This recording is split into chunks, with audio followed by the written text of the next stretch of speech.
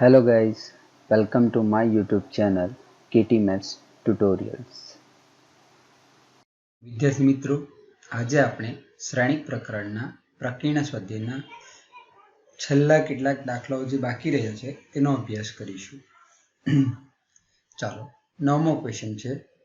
જો 3 શ્રેણિક આપ્યા છે જેનો ગુણાકાર કેટલો આપ્યો છે? શૂન્ય શ્રેણિક હોય તો આપણે x શોધવાનો છે. બરાબર? તો આપણે અગાઉના લેક્ચરમાં આ પ્રકારનો એક દાખલો જોયો જ છે.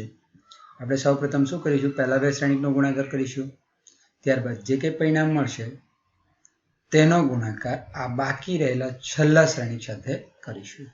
બરાબર? ચાલો, તો આપણે શરૂઆત કરીએ. અહીં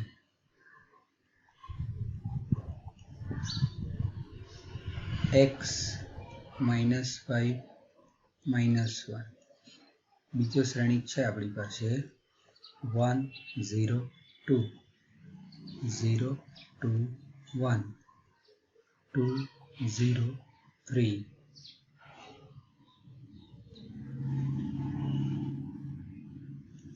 અંતિમ શ્રેણિક છે x 4 1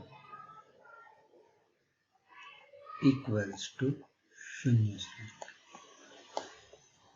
ચાલો, તો પહેલા શ્રેણિકની કક્ષા કેટલી છે?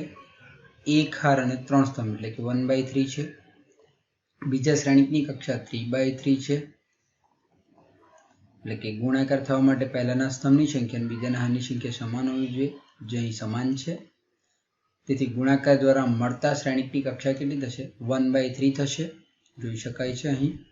ચાલો, એટલે ગુણાકાર શક્ય છે, એટલે ગુણાકાર કરતા જઈએ. એટલે પહેલી હાર પહેલો સ્તંભ, ત્યારબાદ પહેલી હાર બીજો સ્તંભ, આ રીતે ગુણાકાર કરતા જઈશું. ચાલો, તો પહેલી હાર પહેલા સ્તંભનો ગુણાકાર એટલે કે x × 1 એટલે x થશે, -5 × 0 એટલે 0 થશે, ત્યારબાદ -1 × 2 એટલે કે -2 થશે.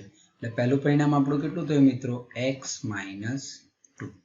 એટલે અહીં લખું છું આપણું પહેલું પરિણામ x - 2, પહેલી હાર પહેલા સ્તંભનું પરિણામ. ચાલો, હવે આ જ પ્રકારે પહેલી હાર બીજો સ્તંભ, તો x × 0 એટલે 0 થશે મિત્રો, -5 × 2 એટલે -10 થશે, અને -1 × 0 એટલે કે 0 થશે. એટલે કુલ સરવાળો કેટલો થયો? -10. એટલે બીજું પરિણામ આપણું કેટલું થશે? -10. ચાલો, હવે પહેલી હાર અને ત્રીજો સ્તંભ એટલે કે x × 2 એટલે twice x થયો, -5 × 1 એટલે કે -5 થયો, અને -1 × 3 એટલે કેટલો થયો? -3 થયો. એટલે ટોટલ પરિણામ કેટલું થયું? twice x, અને આ બેનો સરવાળો -8 એટલે કે twice x - 8 થયું, twice x - 8. અને આ છેલ્લો શ્રેણિક એઝ ઇટ ઇઝ રહેશે, x 4 1 equals to 0 શ્રેણિક. ચાલો, વળી પાછો ગુણાકાર માટે આપણે ચેક કરી લઈએ. તો પહેલા શ્રેણિકની કક્ષા કેટલી છે? 1/3. બીજા શ્રેણિકની કક્ષા કેટલી છે? 3 હાર અને 1 સ્તંભ છે, એટલે કે 3/1 છે. જોઈ શકાય પહેલાના સ્તંભની સંખ્યા અને બીજાના હારની સંખ્યા સમાન છે, એટલે ગુણાકાર શક્ય છે. અને ગુણાકાર દ્વારા મળતા પરિણામની કક્ષા કેટલી થશે? 1/1. 1/1 એટલે કે એક જ પરિણામ થવાનું. ચાલો, એટલે ગુણાકાર કરતા જઈએ તો આપણને શું મળશે? therefore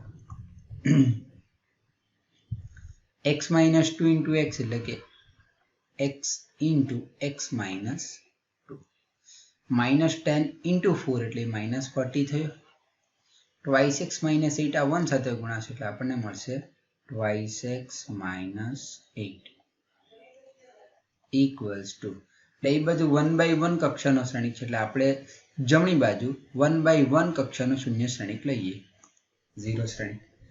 ચાલો, બે શ્રેણિક સમાન છે એટલે અંદરના ઘટકો અનુરૂપ ઘટકો કેવા થશે? સમાન. એટલે કે આપણી પાસે એક જ પરિણામ છે, એટલે કે આના બરાબર શું થવાનું? 0 થવાનું. એટલે તે લખી દઈએ આપણે હવે. therefore x × x - 2 -40 plus twice x - 8 equals to 0. ચાલો, સાદુરૂપ આપીએ. x × x એટલે x² થયો, -2x - 40 plus 2x -8 equals to 0. આ -2x plus 2x cancel out થયા એટલે આપણને મળ્યું x² -40 -8 એટલે -48 અને -48 ને પેલી બાજુ લઈ જાય જમણી બાજુ એટલે આપણને કેટલા મળશે +48. વર્ગમૂળ લઈએ તો વર્ગમૂળ ધન અથવા ઋણ હોઈ શકે એટલે કે પ્લસ ઓર માઇનસ 16 તાલી 48 16 into 3 એટલે 48 થશે એટલે આનું વર્ગમૂળ કઈ રીતે લખાઈ શકે 16 નું વર્ગમૂળ એટલે 4 અને 3 નું વર્ગમૂળ નહીં નીકળશે એટલે કે √3 as it is રહેશે એટલે કે પ્લસ ઓર માઇનસ 4√3. તો આ જ આપણો શું થશે જવાબ થશે. ચાલો મિત્રો આગલો ક્વેશ્ચન જોઈએ. ખૂબ મોટી રકમ છે. એક ઉત્પાદક XYZ એમ 3 પ્રકારના માલનું ઉત્પાદન કરે છે. 3 પ્રકારના માલ X, Y અને Z તમે અહીં જોઈ શકો છો. ઉત્પાદન માટે આપ્યું છે બજાર 1 અને બજાર 2. XYZ નું ઉત્પાદન બજાર 2 માં કેટલું આપેલું છે 6000, 20000 અને 8000. જ્યારે બજાર 1 માં XYZ નું ઉત્પાદન કેટલું આપેલું છે 10000, 2000 અને 8000. હવે નીચે કંઈક માહિતી આપેલી છે કે તેમનું 2 બજારમાં વેચાણ કરે છે. વાર્ષિક વેચાણ નીચે દર્શાવેલ છે. એટલે આ જે કંઈ આપેલું છે તે તમારું શું છે વાર્ષિક વેચાણ છે. એટલે કે X ના ઉત્પાદન X ના 10000 એકમ નું વેચાણ બજાર 1 દ્વારા 2000 એકમનું વેચાણ બજાર 1 માં અને Z ના 18000 એકમનું વેચાણ બજાર 1 માં થાય છે. એ જ પ્રકારે 6000 એકમ X ના 6000 એકમનું વેચાણ બજાર 2 દ્વારા 20000 એકમનું વેચાણ બજાર 2 દ્વારા અને Z ના 8000 એકમનું વેચાણ બજાર 2 દ્વારા થાય છે. તો અહીં આપણી પાસે બે ક્વેશ્ચન છે. જો XYZ ની નંગ દીઠ વેચાણ કિંમત અનુક્રમે 2.5 રૂપીસ, 1.5 રૂપીસ અને 1 રૂપીસ હોય તો બીજગણિતની મદદથી થતી કુલ આવક શોધવાની છે. એટલે આપણે પહેલા ક્વેશ્ચનમાં આપણે શું શોધવાનું છે કુલ આવક.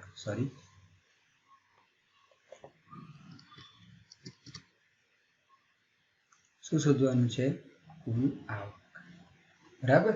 ચાલો અહીં તમને આપેલું છે કે XYZ ની નંગ દીઠ વેચાણ કિંમત આપેલી છે તે કેટલી છે આટલી છે. તો પહેલા આપણે આ માહિતી લખી લઈએ. અહીંયા શું કીધું છે ક્વેશ્ચનમાં શ્રેણિક બીજગણિતની મદદથી પ્રત્યેક બજારમાંથી થતી આવક આપણે શોધવાની છે. પ્રત્યેક બજાર એટલે આપણી પાસે 2 બજાર છે એટલે બજાર 1 અને બજાર 2 એટલે કે બંને બજાર દ્વારા થતી વેચાણ કિંમતને આપણે કુલ આવકને આપણે સેપરેટ શોધીશું. બરાબર. ચાલો પહેલા આ માહિતી આપેલી છે XYZ ની નંગ દીઠ વેચાણ કિંમત તે આપણે લખી લઈએ. અહીં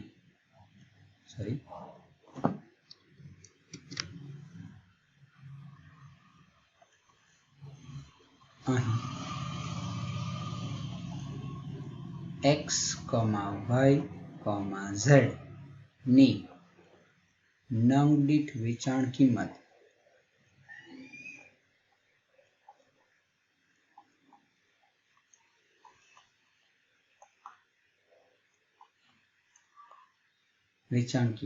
અનુક્રમે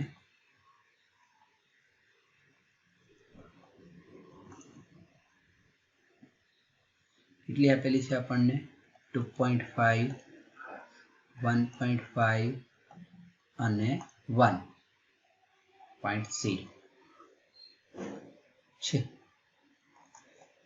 પ્રત્યેક બજાર તો આપણી પાસે 2 બજાર છે તમે જોઈ શકો બજાર 1 આ બજાર 1 અને બજાર 2 એટલે સૌપ્રથમ આપણે બજાર 1 દ્વારા થતી કુલ આવક આપણે શોધી નાખીએ. એટલે લખીએ છીએ આપણે બજાર 1 દ્વારા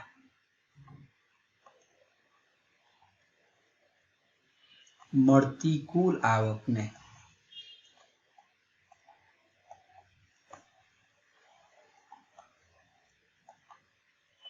શ્રેણિક સ્વરૂપે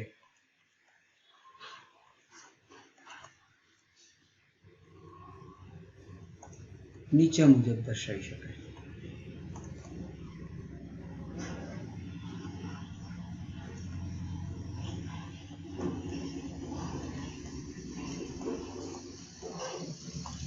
ચાલો એટલે બજાર 1 દ્વારા મળતી કુલ આવક એટલે આપણો પોઈન્ટ છે આ બજાર 1 દ્વારા મળતી કુલ આવક, બરાબર. તેની ગણતરી આપણે અહીં કરવા જઈ રહ્યા છીએ. ચાલો તો હવે તમે જોઈ શકો XYZ ના બજાર 1 દ્વારા થતા ઉત્પાદનના એકમો અહીં આપ્યા છે આપણી પાસે વેચાણના. જો વાર્ષિક વેચાણના કુલ એકમો બજાર 1 દ્વારા જે કંઈ એકમો છે તે આપણને અહીં આપ્યા છે, બરાબર. એટલે તે આપણે કોઈ એક શ્રેણિક સ્વરૂપે રજૂ કરી શકીએ. જો આ શ્રેણિકને આપણે હાર સ્વરૂપે રજૂ કરીએ તો ચાલો દર્શાવી શકાય. તો તેના માટે આપણી પાસે કેટલા એકમો છે તમે જોઈ શકો 10,000, 2,000 અને 18,000. એટલે પહેલા શ્રેણિકને આપણે એટલે કે આ જે વેચાણ છે ઉત્પાદનનું વેચાણ તેને આપણે શ્રેણિક સ્વરૂપે રજૂ કરીએ તો આપણે આ રીતે રજૂ કરી શકીએ 10,000, 2,000 અને 18,000. ચાલો આ પ્રકારના દાખલા આપણે બીજા સ્વાધ્યાયમાં જોયા છે ઓલરેડી, બરાબર. ચાલો તો હવે બીજી માહિતી આપણી પાસે XYZ ની નંગ દીઠ વેચાણ કિંમત 2.5, 1.5 અને 1 રૂપીસ છે, બરાબર. તો હવે આ માહિતીને શ્રેણિક સ્વરૂપે રજૂ કરતા, બરાબર. તો શ્રેણિકનો ગુણાકાર શક્ય બનશે એ પ્રકારે આપણે દર્શાવીશું. તો જો આ શ્રેણિકને હાર સ્વરૂપે રજૂ કરવા જશું તો આ શ્રેણિકની કક્ષા 1/3 છે અને આને પણ જો આપણે હાર સ્વરૂપે રજૂ કરવા જશું તો આની પણ કક્ષા કેટલી થશે 1/3. એટલે કે જો બંને શ્રેણિકની કક્ષા 1/3 રહેશે તો શ્રેણિકનો ગુણાકાર શક્ય બનશે નહીં. એટલે કે શ્રેણિકનો ગુણાકાર વ્યાખ્યાયિત થાય તે માટે આ માહિતીને આપણે સ્તંભ સ્વરૂપે રજૂ કરીશું, બરાબર. ચાલો તો હવે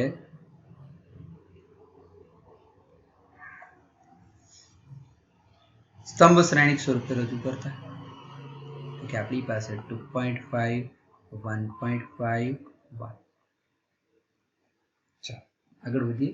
હવે શ્રેણિકનો ગુણાકાર કરીએ કે 10,000 × 2.5. હવે આ 1/3 કક્ષાનો છે, બરાબર. અને આની કક્ષા કેટલી છે 3 હાર અને 1 સ્તંભ એટલે કે 3/1.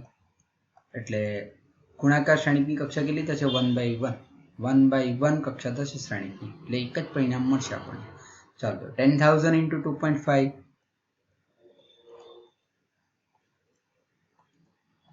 Plus 2,000 × 1.5 plus 18,000 × 1. ચાલો તો હવે આપણને શું મળશે 10,000 × 2.5 એટલે એ 25,000 થયા આપણા, પ્લસ આ થશે 3,000 ગુણાકાર 1.5 × 2 એટલે 3 થશે ને એ બેનો પાછળના 3 0 એટલે 3,000 થશે. 18,000 × 1 એટલે એ 18,000 થશે. ના બધાનો સરવાળો 25 ને 3 28, 28 ને 18 આપણી પાસે લગભગ 46,000 જેવો જવાબ થશે. 46,000, બરાબર. એટલે બજાર 1 દ્વારા કુલ આવક કેટલી મળી આપણને 46,000. એટલે આપણે અહીં લખી શકીએ therefore બજાર 1 દ્વારા મળતી કુલ આવક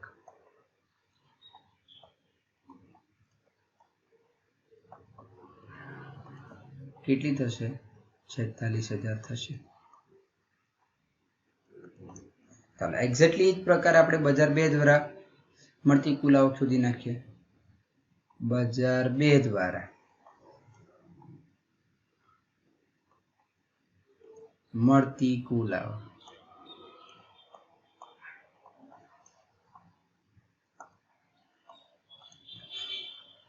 ચાલો તો હવે બજાર 2 દ્વારા મળતી કુલ આવકને આપણે ગણવાનો પ્રયત્ન કરીએ તો બજાર 2 ના કેટલા એકમોનું વેચાણ અહીં આપ્યું છે. આ બજાર 2 ની માહિતી છે, તમે જોઈ શકો બજાર 2 ના કેટલા એકમોનો XYZ ના ઉત્પાદન એકમો આપ્યા છે 6,000, 20,000 અને 8,000. એટલે એને શ્રેણિક સ્વરૂપે રજૂ કરતા પહેલો શ્રેણિક થશે 6,000, 20,000 અને ત્યારબાદ 8,000. ચાલો અગાઉ ચર્ચા કરી તે પ્રમાણે ગુણાકાર વ્યાખ્યાયિત થાય તે માટે હવે આપણે કુલ આવક શોધવાની છે. ફક્ત બજાર બદલાયું છે એટલે તમારી નંગ દીઠ વેચાણ કિંમત એઝ ઇટ ઇઝ રહેશે. એટલે તમારો જે આ જે સ્તંભ શ્રેણિક આવતો તે એઝ ઇટ ઇઝ રહેશે. બરાબર, ફક્ત બજાર બદલાયું છે, માહિતી તમારી એઝ ઇટ ઇઝ રહી છે. આપણે કુલ આવક શોધીએ છીએ. બરાબર, ચાલો. એટલે અહીં બીજો શ્રેણિક આપણી પાસે કયો થશે? 2.5, 1.5 અને 1. ચાલો ગુણાકાર કરીએ. તો ગુણાકાર આ જ પ્રકારે 6000 ગુણ્યા 2.5 પ્લસ 20000 ગુણ્યા 1.5 પ્લસ 8000 ગુણ્યા 1. એટલે આ કેટલો થયો? ઇક્વલ્સ ટુ 15000 થશે. આ ગુણાકાર આપણો પ્લસ આ ગુણાકાર આપણો 30000 થશે અને આ 8000 થશે. બરાબર, એટલે કુલ કેટલા થયા આપણી પાસે? 45 અને 8 એટલે 53000 જેવા થયા. કુલ કિંમત કેટલી થઈ આપણી? 53000, 53,000. અહીં આપણે લખી શકીએ therefore બજાર 2 દ્વારા મળતી કુલ આવક 53,000 થશે.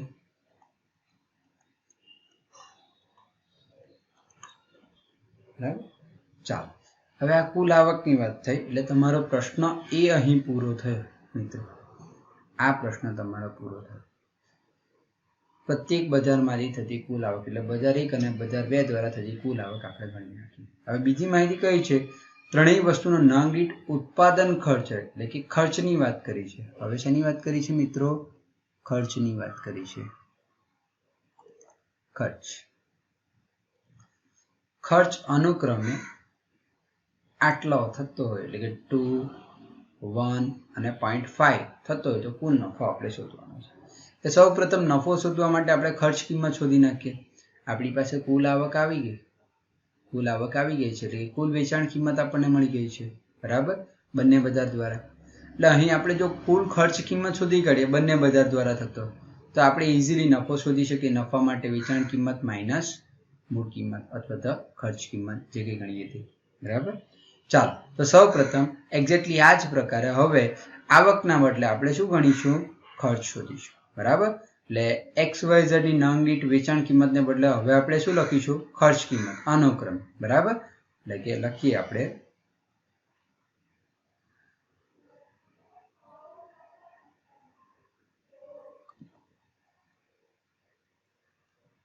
X, Y, Z ની નંગ દીઠ ખર્ચ કિંમત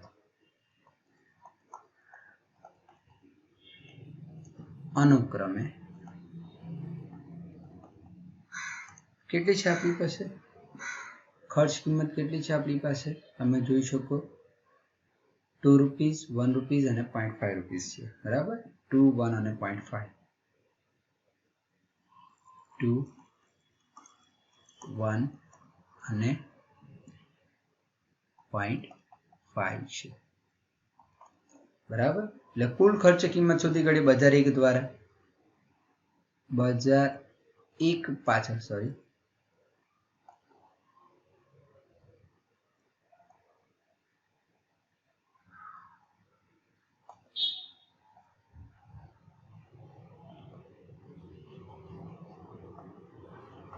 બજાર 1 ની કુલ ખર્ચ કિંમત ઇક્વલ્સ ટુ, ચાલો, એટલે કે આપણી પાસે બજાર 1 ના કેટલા એકમો હતા? બજાર 1 ના તમે જોઈ શકો આપણી પાસે આ જ એકમો હતા બજાર 1 ના 10,000, 2,000 અને 18,000. ઉપરના ક્વેશ્ચનમાં તમે જોઈ શકશો. બરાબર, ચાલો. તો 10,000, 2,000 અને 18,000. 10,000, 2,000 અને 18,000. ચાલો, હવે બીજી માહિતી એટલે કે આ માહિતીને આપણે સ્તંભ શ્રેણિક સ્વરૂપે રજૂ કરીએ તો અહીં આપણે શું લખી શકીએ? 2, 1 અને 0.5 બરાબર. તો ઇક્વલ્સ ટુ 10,000 ગુણ્યા 2 વત્તા 2,000 ગુણ્યા 1 વત્તા 18,000 ગુણ્યા 0.5.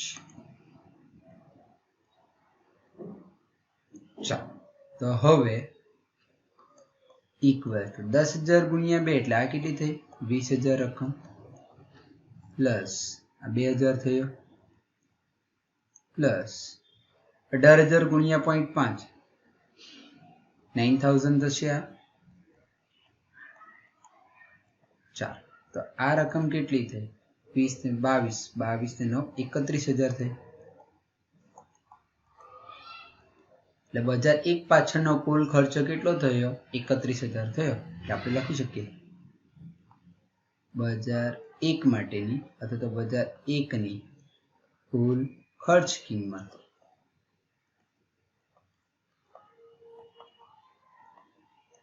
કેટલી થઈ? 31,000 થશે. ચાલો એક્ઝેક્ટલી એ જ પ્રકારે બજાર 2 માટેની માહિતી ગણી કાઢીએ આપણે. ચાલો તો હવે બજાર 2 માટે બજાર 2 ની કુલ ખર્ચ કિંમત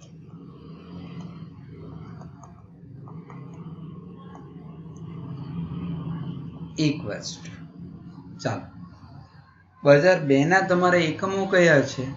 બજાર 2 ના એકમ તમે જોઈ શકશો ક્વેશ્ચનમાં 10,000 સોરી 6,000 20,000 અને 8,000. 6,000 20,000 અને 8,000 બરાબર. આ એકમો જે છે તે જ તમારા છે 6,000 20,000 અને 8,000. 6,000 20,000 અને 8,000. ચાલો હવે બજાર 2 માટેની ખર્ચ કિંમત. હવે તમારી ખર્ચ કિંમત કેટલી છે? ખર્ચ કિંમત કેટલી છે? ખર્ચ માટેની તમને કોમન માહિતી આપી છે, ફક્ત બજાર બદલાયા છે મિત્રો. જોઈ શકો તમે અહીં જોઈ શકો 3 વસ્તુનો નંગ દીઠ ઉત્પાદન ખર્ચ આપી દીધો છે. આપણે કુલ નફો ગણવાનો છે. જે ખર્ચ આપ્યો છે તે બજાર 1 અને બજાર 2 બંને માટે કોમન આપ્યો છે. એટલે આ શ્રેણિક તમારો એઝ ઇટ ઇઝ હશે 2, 1 અને 0.5 બરાબર. ચાલો એટલે અહીં આપણે લખી શકીએ 2, 1 અને 0.5. ચાલો ગુણાકાર કરીએ તો આપણને શું મળશે? 6,000 ગુણ્યા 2 વત્તા 20,000 ગુણ્યા 1 વત્તા 8,000 ગુણ્યા 0.5.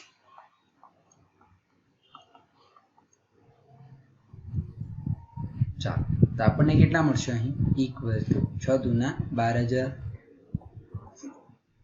પ્લસ આ 20,000 પ્લસ 8,000 ગુણ્યા 0.5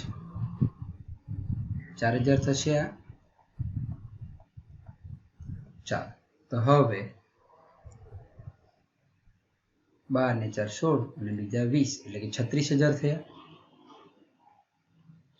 36,000 એટલે કે બજાર 2 ની કુલ ખર્ચ કિંમત કેટલી થઈ? 36,000. એટલે લખું છું બજાર 2 ની કુલ ખર્ચ કિંમત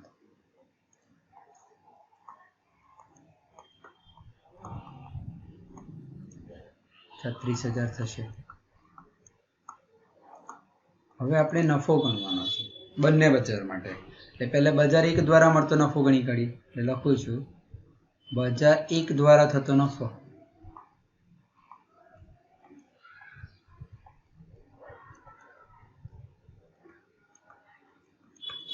મળતો નફો બરાબર બજાર 1 ની કુલ વેચાણ કિંમત માઇનસ બજાર 1 ની કુલ ખર્ચ કિંમત. એટલે કે વેચાણ કિંમત માઇનસ ખર્ચ કિંમત બરાબર. તો બજાર 1 ની કુલ વેચાણ કિંમત કેટલી મળી આપણને? ઇનિશિયલ શરૂઆતમાં આ બજાર 1 ની કુલ ખર્ચ કિંમત કેટલી છે આપણી પાસે? 31,000. તે અહીં આપણે લખી દઈએ ખર્ચ કિંમત 31,000 અને વેચાણ કિંમત કુલ આવક કેટલી મળેલી આપણને શરૂઆતમાં આપણને મળી છે બજાર 1 દ્વારા મળતી કુલ આવક તમે અહીં જોઈ શકો કેટલી છે 46,000 એટલે અહીં આપણે લખી શકીએ 46,000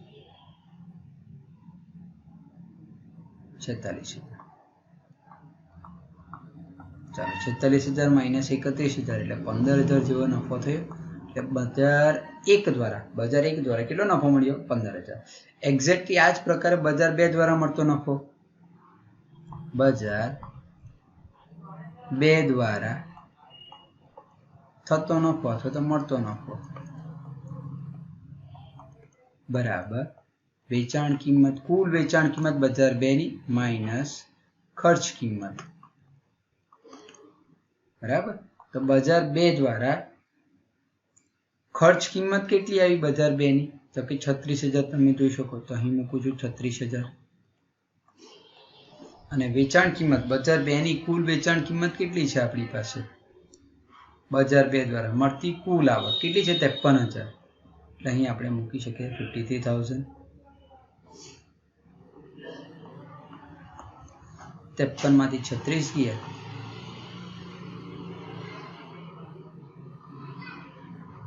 17,000 થશે એટલે કે બજાર 2 દ્વારા મળતો નફો કેટલો થયો 17,000 થશે આપણી પાસે બરાબર ચાલો એટલે અહીંયા દાખલો પૂરો થયો આગળનો ક્વેશ્ચન જોઈ લઈએ ચાલો જો x ઇન્ટુ આ બરાબર કોઈક શ્રેણિક આપ્યો છે તો શ્રેણિક x શોધો હવે x ઇન્ટુ એટલે કે બે શ્રેણિકનો ગુણાકાર આપ્યો છે તો બે શ્રેણિકનો ગુણાકાર ક્યારે વ્યાખ્યાયિત થાય તો કે પહેલા શ્રેણિકના સ્તંભની સંખ્યા એ બીજા શ્રેણિકના હરની સંખ્યા જેટલી થવી જોઈએ તો ગુણાકાર વ્યાખ્યાયિત થાય બરાબર વધારેમાં ગુણાકાર શ્રેણિક કેટલા બાય કેટલાનો આપ્યો છે તો કે જો માની લો કે જોજો ધ્યાનપૂર્વક જોજો પહેલા શ્રેણિકની કક્ષા જો આપણી પાસે m/n હોય તો ગુણાકાર વ્યાખ્યાયિત થવા માટે બીજા શ્રેણિકની હાર કમ્પલસરી આપણે કેટલી લેવી પડે n લેવી પડે સ્તંભ તમારા ગમે તે હોઈ શકે દાખલા તરીકે બીજા શ્રેણિકની કક્ષા કેટલી છે p છે તમારે આ કોમન રાખવું પડશે ગુણાકાર વ્યાખ્યાયિત કરવા માટે બરાબર અને ગુણાકાર દ્વારા મળતા શ્રેણિકની કક્ષા કેટલી થશે m/p તો તમે જોઈ શકો અહીં જે ગુણાકાર છે તે ગુણાકાર દ્વારા મળતા શ્રેણિકની કક્ષા કેટલી છે 2 હાર છે અને 3 સ્તંભ છે એટલે આપણા ગુણાકાર શ્રેણિકની કક્ષા છે એટલે m આપણને કેટલો મળ્યો 2 મળ્યો બરાબર અને સ્તંભ કેટલા છે આપણી પાસે 3 એટલે p કેટલો મળ્યો 3 એટલે અહીં આપણી પાસે p તમારો ફિક્સ થઈ ગયો કેટલો 3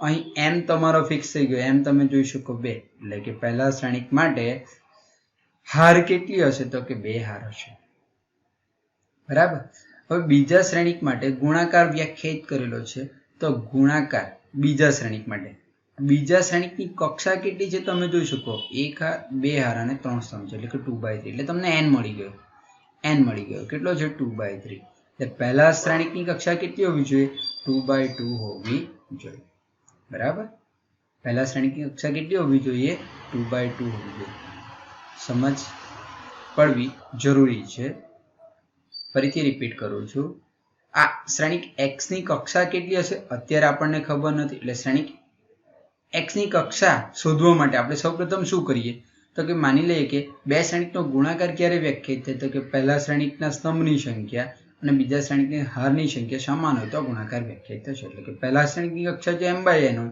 બીજાની જો n/p હોય તો અહીં તમે કમ્પેર કરો તો તમને ગુણાકાર દ્વારા મળતા પરિણામની કક્ષા કેટલી છે 2 હાર અને 3 છે 2 હાર અને 3 સ્તંભ છે એટલે કે આ ગુણાકાર શ્રેણિકની કક્ષા અહીં કેટલી થશે m/p થશે તમે જોઈ શકો એટલે કે આપણને m તરીકે કેટલો મળ્યો 2 મળ્યો અને p તરીકે કેટલો મળ્યો 3 મળ્યો જોઈ શકો m તરીકે 2 મળ્યો અને p તરીકે કેટલો મળ્યો 3 બરાબર વધારેમાં બીજા શ્રેણિકની કક્ષા તમારી પાસે ઓલરેડી અહીં છે કેટલી છે 2 હાર અને 3 સ્તંભ એટલે કે n તમને મળી ગયો 2/3 એટલે કે આ જો 2 હોય તો આ પહેલા શ્રેણિકની કક્ષા કેટલી હોવી જોઈએ 2/2 હોવી જોઈએ તો આપણે શું કરીએ પહેલા શ્રેણિકની કક્ષા આપણે 2/2 કક્ષાનો કોઈક શ્રેણિક ધારી લઈએ ધારો કે x બરાબર abcd બરાબર એટલે લખું છું બરાબર, આ ફક્ત તમારી સમજણ માટે છે.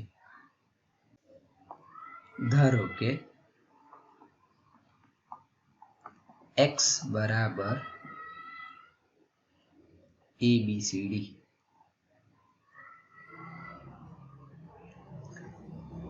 x ઇન્ટુ આ શ્રેણિક બરાબર આવું કંઈક આપેલું છે એટલે લખું છું. હવે x ઇન્ટુ 1 2 3 4 5 6 બરાબર આપણી પાસે છે -7 -8 -9 2 4 6.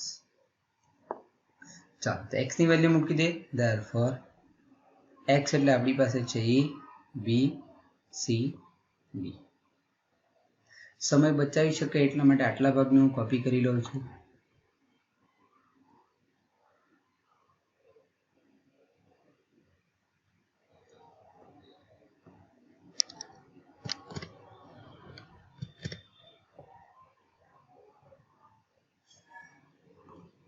વેલ્યુ આવી ગઈ. આ તમારો શ્રેણિક અને આ શ્રેણિક તમારો એઝ ઇટ ઇઝ રહેશે. બરાબર, ચાલો તો હવે આ બે શ્રેણિકનો ગુણાકાર કરીએ તો આપણને શું મળશે? ધેરફોર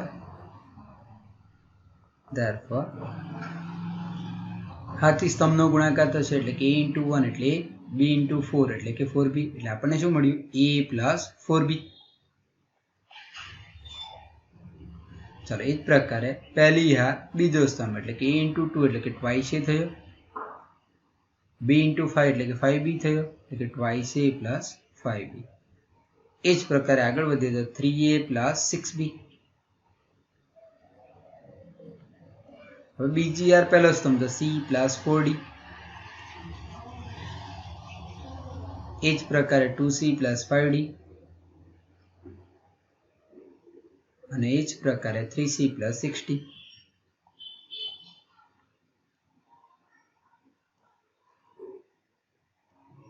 બરાબર કેટલું મળ્યું આપણને?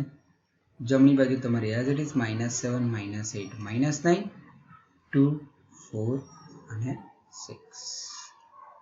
બરાબર, હવે બે શ્રેણિક સમાન છે એટલે અનુરૂપ ઘટકો સમાન થશે. એટલે દરેક ઘટકને તમે કમ્પેર કરી શકો અનુરૂપ ઘટક સાથે.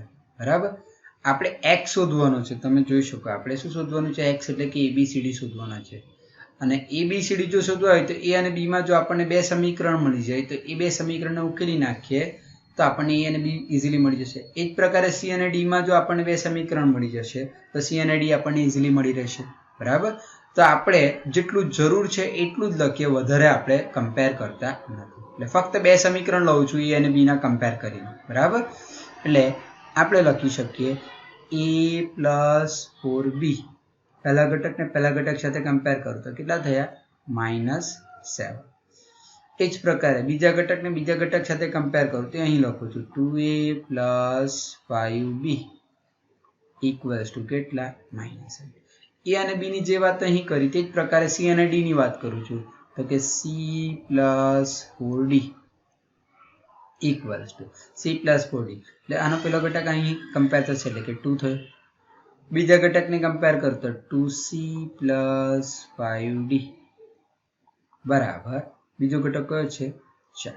બરાબર, ચાલો તો હવે આ બે સમીકરણને આપણે ઉકેલી નાખીએ. તે જ પ્રકારે આ બે સમીકરણને આપણે ઉકેલી નાખીએ. આ બેને ઉકેલીશું એટલે આપણને a અને b મળશે. આ બેને ઉકેલીશું એટલે આપણને c અને d મળશે. ચાલો હવે ઉકેલવા માટે આપણે શું કરીએ? એનો લોપ કરીએ. એટલે પહેલા સમીકરણને 2 વડે ગુણી કાઢો. આપણે શું મળશે? 2a 2 વડે ગુણું છું એટલે કે 2 વડે અહીં ગુણાશે એટલે 2 ચોક 8 બરાબર 2 સત્તા 14. 2a પ્લસ 5b બરાબર -8. લૂપની રીત વાપરીએ છીએ એટલે માઇનસ માઇનસ માઇનસનો પ્લસ એટલે આ કેન્સલ આઉટ થશે. એટલે 8 માંથી 5b ગયા એટલે આપણને કેટલા મળશે? 3b. 3b ઇક્વલ્સ ટુ -14 વત્તા 8 એટલે -6 થયા. એટલે b ની વેલ્યુ આપણને મળી ગઈ. b કેટલો મળી આપણને મિત્રો? -2. b આપણને મળી ગઈ. બરાબર, b ની વેલ્યુ જે મળી તે આપણે આ સમીકરણમાં મૂકી દઈએ. પહેલા સમીકરણમાં therefore a plus 4 into b ની વેલ્યુ કેટલી છે? -2 ઇક્વલ્સ ટુ જમણી બાજુ અહીં કેટલા છે -7. આપણને શું મળ્યું a -8 ઇક્વલ્સ ટુ -7. -8 ના આ તરફ લઈ જાઓ એટલે કે a બરાબર 8 માંથી 7 ગયા કેટલા આવ્યા 1. એટલે આપણને a મળી ગયો. કેટલો મળ્યો 1. એક્ઝેક્ટલી આ જ પ્રકારે મિત્રો આપણે આ બે સમીકરણને ઉકેલી કાઢીએ તો આમાંથી c નો લોપ કરીએ એટલે પહેલા સમીકરણને 2 વડે ગુણો તો શું મળશે 2c પ્લસ 2 વડે ગુણ્યા એટલે 2 ચોક 8d બરાબર 2 દુના 4. આ તમારું બીજું સમીકરણ એઝ ઇટ ઇઝ રહેશે. ચાલો લોપ કરીએ એટલે કે minus minus minus 8d - 5d એટલે કેટલો થયો 3d. 3d ઇક્વલ્સ ટુ 4 - 4 એટલે 0 એટલે આપણને d કેટલો મળી ગયો 0. d ની વેલ્યુ કેટલી મળી 0. d ની વેલ્યુ પહેલા સમીકરણમાં મૂકી દો તો therefore 2 * c પ્લસ 8 * 0 બરાબર 4. એટલે કે 2c બરાબર આ તો 0 થયો 2c બરાબર કેટલો મળ્યો 4. એટલે કે c બરાબર કેટલો મળ્યો આપણને 2 મળ્યો. ટૂંકમાં આપણને દરેકની વેલ્યુ મળી ગઈ. આ a b આ c અને આ d બરાબર.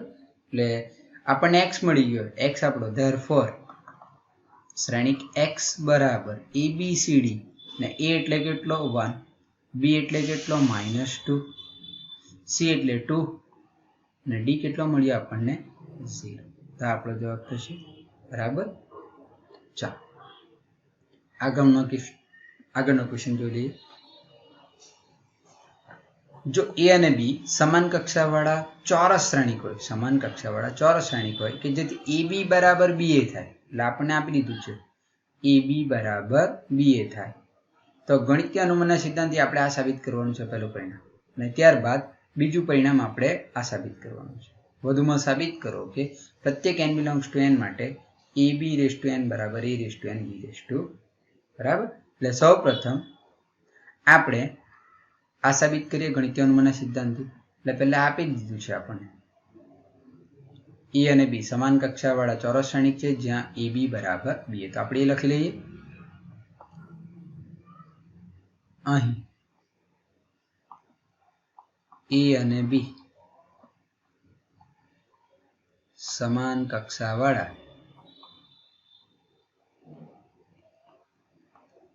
ચોરસ શ્રેણિક છે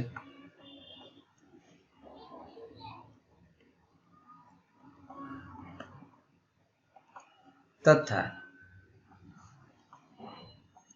ab બરાબર b.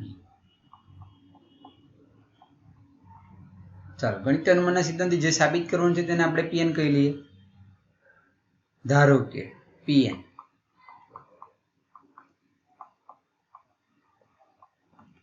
કયું છે આપણી પાસે pn તો કે ab n બરાબર b n બરાબર.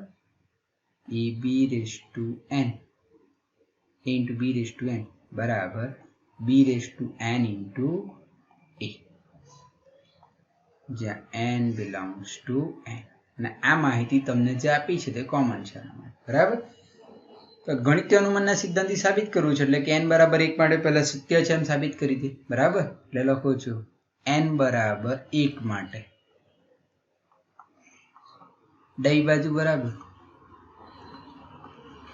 કેટલી થઈ a into b raised 1 એટલે કેટલો થયો a into b raised 1 એટલે a b જ થયો.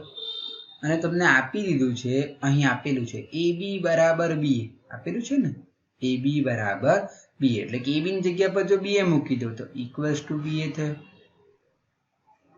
ને b ને જો મારે લખવું હોય તો b ની એક ઘાત લખી શકો b raised 1 into a એટલે કે n બરાબર જો એક જમણી બાજુ મૂકું તો મને આવું જ મળે b raised 1 into a એટલે કે ડાબા બરાબર આપણને શું મળી ગયું જમણી બાજુ મળી ગયું બરાબર.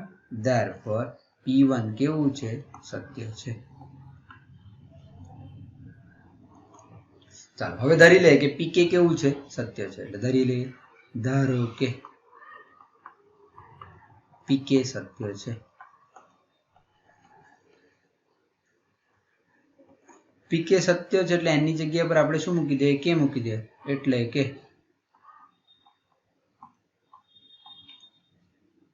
ab raise to k equals to B raise to k into a. K belongs two capital N. બરાબર. ચાલો હવે આપણે આ પરિણામનો ઉપયોગ કરવાનો રહેશે. આ પરિણામનો ઉપયોગ કરવાનો રહેશે પીકે પ્લસ 1 સત્ય સાબિત કરવા માટે. બરાબર. તો લખું છું હવે n બરાબર k પ્લસ 1 માટે. ચાલો n બરાબર k પ્લસ 1 માટે તમારું pn આ છે એટલે આમાં n બરાબર k પ્લસ 1 મૂકું છું. તો હું શું લખી શકું? ડાબી બાજુ બરાબર a into B raise to k plus 1 એટલે તે લખું છું k પ્લસ 1 માટે. ડાબી બાજુ બરાબર a into B raise to k plus 1. હવે આપણને ખ્યાલ છે કે જ્યારે બી પીકે પ્લસ 1 સાબિત કરવું હશે આપણે ત્યારે પીકે ના પરિણામનો ઉપયોગ કરવો પડશે. એટલે કે આ પરિણામનો ઉપયોગ કરવો પડશે. જો આ પરિણામનો ઉપયોગ કરવો હશે તો મારે બી ની ઘાત કે જોઈશે. બી ની ઘાત કેટલી જોઈશે? કે જોઈશે. એટલે અહીં કેટલી ઘાત છે? કે પ્લસ 1 છે. એટલે આ ઘાતને આપણે છૂટી પાડી દઈએ. એટલે કે આને આપણે આ સ્વરૂપે લખી શકીએ a into B raise to k into b. B ની એક ઘાતને છૂટી પાડી દઈએ. આ સ્વરૂપે લખી શકું. ચાલો હવે a into B raise to k એટલે આપણે પીકે વાળા પરિણામનો જો ઉપયોગ કરો એટલે કે આ પરિણામનો ઉપયોગ કરું તો આપણે શું લખી શકીએ? બી raise to k into a. એટલે અહીં લખું છું બી raise to k into A into બી. ચાલો શ્રેણિક માટે જૂથનો નિયમ સાચો છે. જૂથનો નિયમ એટલે કે આવું કંઈક એ બી ઇન્ટુ સી હોય તો તમે જૂથ બદલી શકો એટલે કે એ ઇન્ટુ બી સી આમ લખી શકો. બરાબર. તો એક્ઝેક્ટલી એ જ પ્રકારે અહીં જૂથના નિયમનો ઉપયોગ કરીએ તો બી રેસ ટુ કે એઝ ઇટ ઇઝ એ અને બી નું જૂથ લઈએ એટલે કે એ બી થશે. ચાલો હવે શરૂઆતમાં જ આપણને આપી દીધું છે કે એ બી બરાબર બી. એ તમે જોઈ શકો આ તમને પરિણામ આપેલું છે. આ પરિણામ એ બી બરાબર બી શરૂઆતમાં જ તમને આપી દીધું છે એટલે તેનો આપણે ઉપયોગ કરીએ. અહીં તો એ બી ની જગ્યા પર આપણે શું મૂકી શકીએ? બી એ મૂકી શકીએ એટલે ઇક્વલ્સ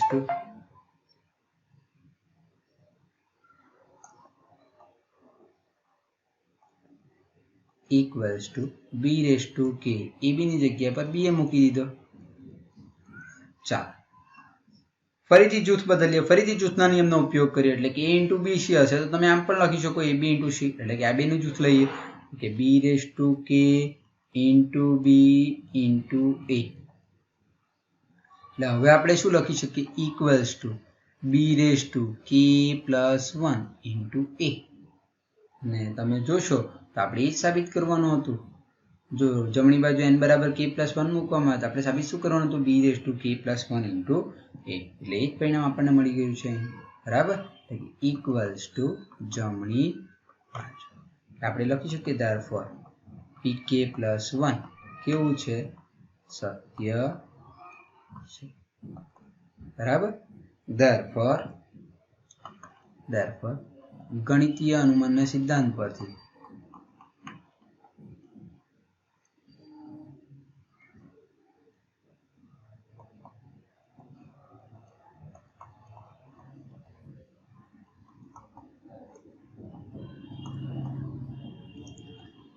કહી શકાય કે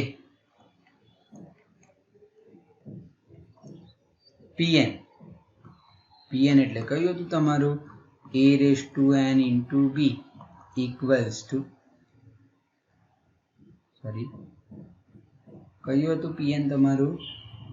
a into B raise to n. મારી ભૂલ થઈ છે.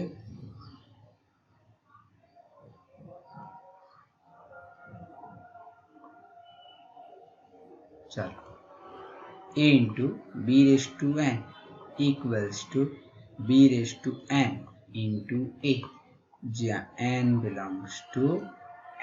તો તમારું અહીં પહેલું પરિણામ પૂરું થયું. બરાબર મિત્રો જોઈ શકો અહીં આપણી પાસે બીજું એક પરિણામ પણ આપણે સાબિત કરવાનું છે. વધુમાં સાબિત કરો કે પ્રત્યેક n બિલોંગ્સ ટુ n માટે a b whole raise to n બરાબર a raise to n into B raise to n. બરાબર. મિત્રો આપણે જાણીએ છીએ કે જ્યારે બે પરિણામ આપેલા હોય ત્યારે અગાઉના પરિણામનો કંઈક ઉપયોગ હોય છે. એટલે કે આ પરિણામનો ઉપયોગ તમારે આ પરિણામ સાબિત કરવામાં કોઈક જગ્યાએ ઉપયોગ કરવાનો રહેશે. બરાબર. ચાલો તો સૌપ્રથમ જે સાબિત કરવાનું છે વ્યાપક સ્વરૂપ છે આને આપણે ગણિતીય અનુમાનના સિદ્ધાંતથી સાબિત કરીશું. એટલે સૌપ્રથમ આને આપણે Pn લઈ લઈશું. બરાબર. અને આ જે માહિતી છે તમારી કોમન રહેશે, એટલે આને હું કોપી લઈ લઉં એટલે આપણો સમય બચી શકે.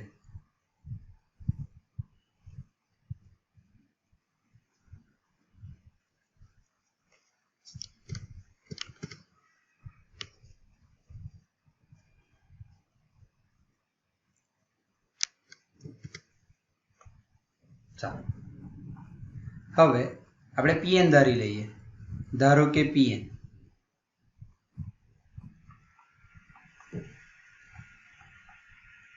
હવે આપણું Pn કયું છે મિત્રો? તમે જોઈ શકો આપણું Pn કયું હતું?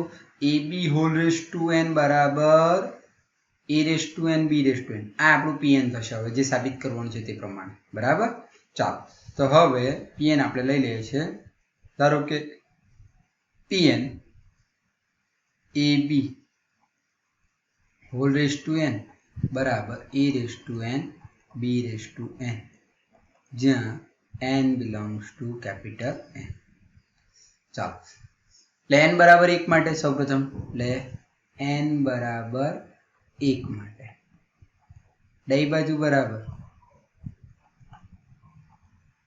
ab(1) અને ab ની એક ઘાત એટલે ab જ થયો. હવે a એટલે કે a ની એક ઘાત સમજી શકાય, b એટલે કે b ની એક ઘાત સમજી શકાય. તો જોઈ શકો તમે જમણી બાજુમાં જો n બરાબર 1 મૂકો તો આપણને આ પરિણામ મળે. એટલે કે n બરાબર 1 માટે આ શું છે? જમણી બાજુ છે. એટલે આપણે કહી શકીએ કે P1 કેવું છે? સત્ય છે. એટલે અહીં લખી શકીએ આપણે therefore P1 સત્ય છે. વધારી લઈએ. ધારો કે Pk સત્ય છે.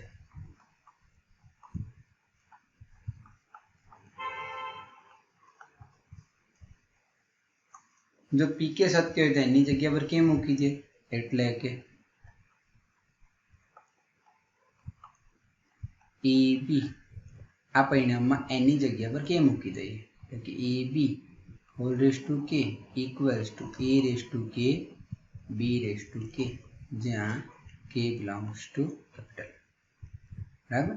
ચાલો હવે n બરાબર k+1 માટે હવે n બરાબર k+1 માટે ડાબી બાજુમાં n બરાબર k+1 મૂકવું એટલે ab(k+1) થવાનું. એટલે ડાબી બાજુ બરાબર ab(k+1).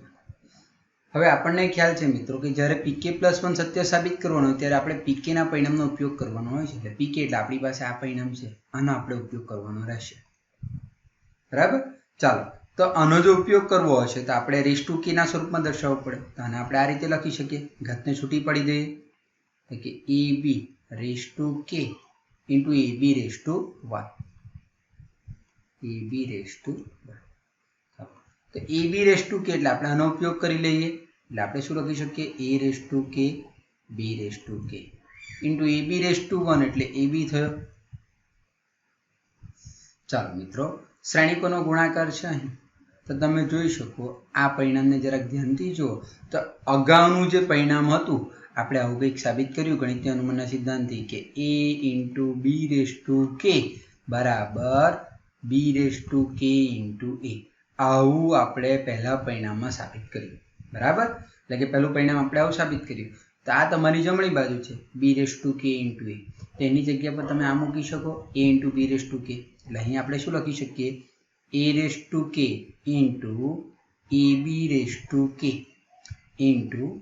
b. બરાબર. ચાલો તો હવે આપણે જૂથનો નિયમનો ઉપયોગ કરીએ તો આ ab(c) છે એટલે કંઈક આવું છે ab(c) છે. તો આપણે જૂથ બદલીએ. શ્રેણિક માટે ગુણાકાર માટે જૂથના નિયમનું પાલન થાય એટલે જૂથ બદલીએ તો કોઈ વાંધો ના આવે. એટલે કે a(bc) આવું કંઈક લખી શકીએ. એટલે કે આ e બહાર જશે અને b(k) અને b નું જૂથ બનશે. એટલે કે a(k) a b(k) b. બરાબર. હવે આ a ની ઘાતને મર્જ કરી દે, ભેગી કરી દે તો a ની ઘાત કેટલી થઈ?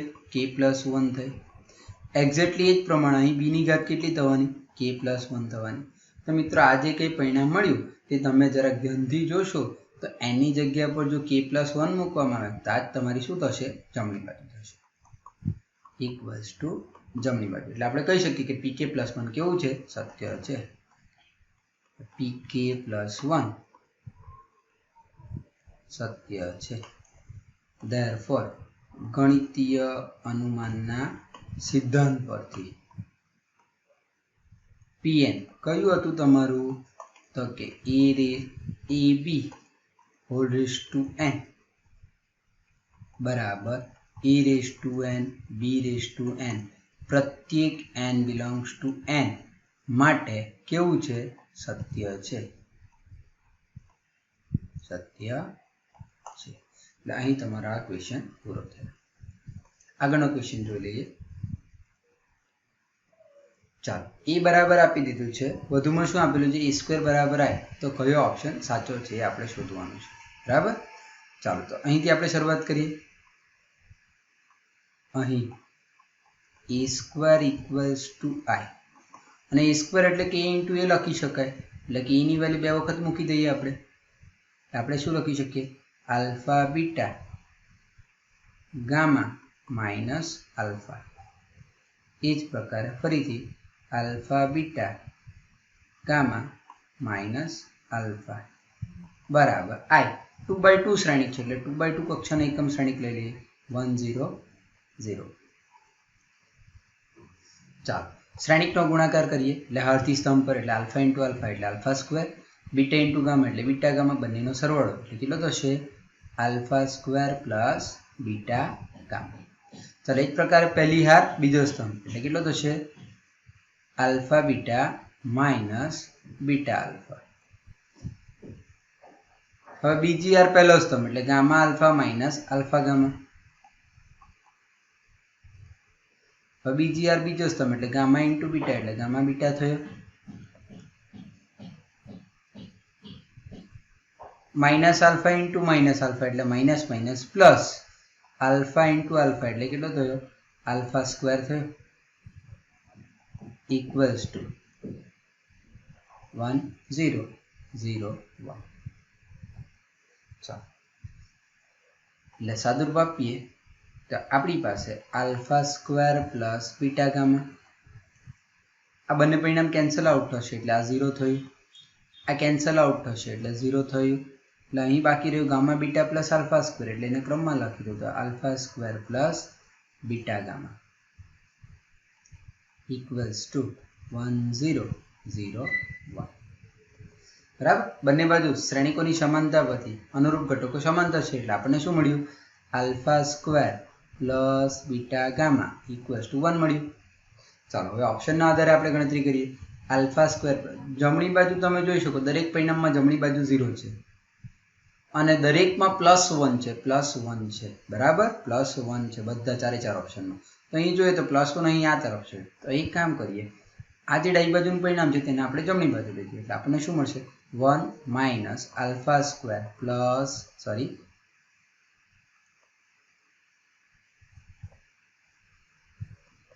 માઇનસ થશે એટલે કે minus beta gamma equal to કેટલું થશે? 0 થશે. એટલે આપણો જવાબ થશે. એટલે ઓપ્શન શોધવાનો પ્રયત્ન કરીએ તો ઓપ્શન સી આપણો સાચો થશે. ચાલો, આગળનો ક્વેશ્ચન જોઈ લઈએ. ચાલો, શું આપેલું છે? જો શ્રેણિક એ સમમિત અને વિષમિત બંને હોય તો 4 પૈકી કયો ઓપ્શન સાચો છે? ચાલો, તો ગણતરી કરીએ. તો એ સમમિત શ્રેણિક હોય. જો એ સમમિત હોય તો આપણે શું લખી શકીએ?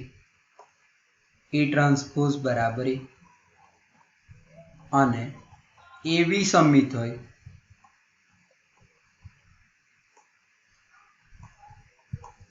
શું લખી શકાય? A' બરાબર -A. તમે જોઈ શકો બંને A' ની જ વેલ્યુ મળી એટલે બંનેને કમ્પેર કરી લઈએ તો આપણને શું મળ્યું? A બરાબર -A. Therefore -A ને આ તરફ લાવો તો આપણને શું મળે?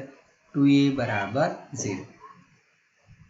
2A બરાબર 0 એટલે આપણે શું લખી શકીએ? A બરાબર 0. એ તો શ્રેણિક છે એટલે આપણને શું મળ્યો? A શૂન્ય શ્રેણિક મળ્યો. A બરાબર શું મળ્યું? શૂન્ય શ્રેણિક. આગળનો ક્વેશ્ચન. ચાલો એ સ્ક્વેર બરાબર એ થાય તેવા ચોરસ શ્રેણિક એ માટે i plus a whole cube -7 એ બરાબર ખાલી જગ્યા છે બરાબર. તો અહીંયા ઘનનું સૂત્ર છે તો આપણે પહેલા ઘનનું સૂત્ર જોઈ લઈએ. આપણે આ જાણીએ છીએ a પ્લસ બી હોલ ક્યુબનું સૂત્ર કયું થશે a cube plus 3a square b plus 3ab square plus b cube. આ આપણે a પ્લસ બી હોલ ક્યુબનું વિસ્તરણ છે. તો આપણી પાસે અહીં i plus a whole cube છે તો a બરાબર i મૂકી દઈએ અને b બરાબર કેપિટલ A મૂકી દઈએ તો આપણને શું મળશે therefore i plus a whole cube બરાબર શું થવાનું i cube plus 3i square into b ની જગ્યા પર capital A plus 3i b એટલે capital A square plus b એટલે કેપિટલ A ક્યુબ. હવે i ની ગમે તેટલી ઘાત હશે તો i જ થશે એટલે i ક્યુબ બરાબર i થયો પ્લસ i સ્ક્વેર એટલે i થયો અને i ઇન્ટુ a. હવે એકમ શ્રેણિકનો કોઈ પણ શ્રેણિક સાથે ગુણાકાર તો જે શ્રેણિક હશે તે જ આવશે. i ઇન્ટુ a એટલે તમારો એ જ થવાનું એટલે અહીં શું થશે 3a પ્લસ તે જ પ્રકારે 3i ઇન્ટુ a સ્ક્વેર એટલે i ઇન્ટુ a સ્ક્વેર એટલે આ શ્રેણિક જે a સ્ક્વેર છે તે જ આપણો રહેવાનો a square plus a cube. a ક્યુબને આપણે આ પરિણામનો જો ઉપયોગ કરવો હોય તો આ રીતે લખી શકીએ a સ્ક્વેર ઇન્ટુ a બરાબર i પ્લસ 3a. અહીં આપણે a સ્ક્વેર છે તો a સ્ક્વેરની વેલ્યુ મૂકી દઈએ a એટલે કે plus 3a plus a square એટલે આપણી પાસે a થયો ઇન્ટુ i તમારો એઝ ઇટ ઇઝ કે i પ્લસ 3a પ્લસ 3 એટલે 6a થયો. ચાલો a ઇન્ટુ એટલે a સ્ક્વેર થયો એટલે કે i પ્લસ a સ્ક્વેર એટલે ફરીથી આ જ પરિણામનો ઉપયોગ કરો તો એ થયો એટલે કે 6a પ્લસ a થયો. ચાલો એટલે કે આપણને શું મળ્યું i plus 6a plus a એટલે કેટલો થયો 7a થયો. કોની વેલ્યુ મળી આની વેલ્યુ મળી.